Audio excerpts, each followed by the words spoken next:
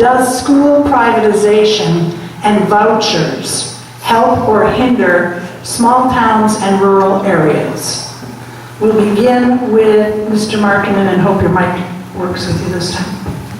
I think vouchers and privatization of schools, is that Yes, correct? school privatization and vouchers. Would be the death of the Western EP. I think charter schools that perhaps have a place downstate, but I feel they have no place in the Western EP. Vouchers, people taking money out of the community and using it in another community would be wrong.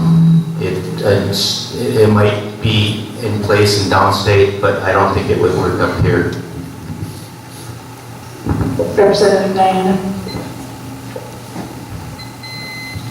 There's absolutely no place for it in the Western Upper Peninsula, the UP, anything north of the 3 metropolitan counties, in my opinion. I think that what has happened out there is that we get away from the state constitution that we all value. It talks about a public education. It talks about local control and knowing what we need to do with the students that are in this building and in every other school district, all 24 of them in the 7 counties of the 110th district. When we start looking at turning it into a business, I think that we are going to have a failure with the students, because then we start looking at a bottom line.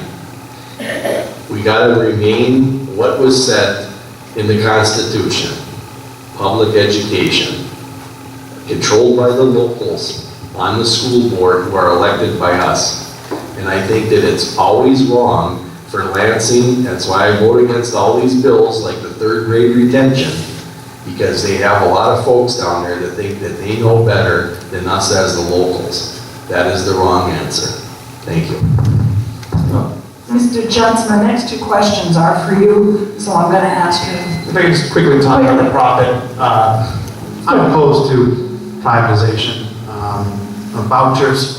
Education needs to remain in the public realm. In fact, I believe, if you were to move to a voucher system or a charter system inside the education, rural districts would enormously suffer. They couldn't get the economic scale here. We would be left high and dry.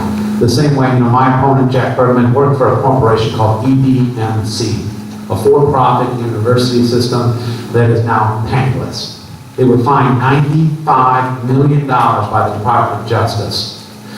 Whether he lobbied for them or worked for them, he'll tell you, well, I was just there to clean it up. Well, that company is now penniless, and their degree holders are, I think, forever tarnished. For-profit education doesn't work.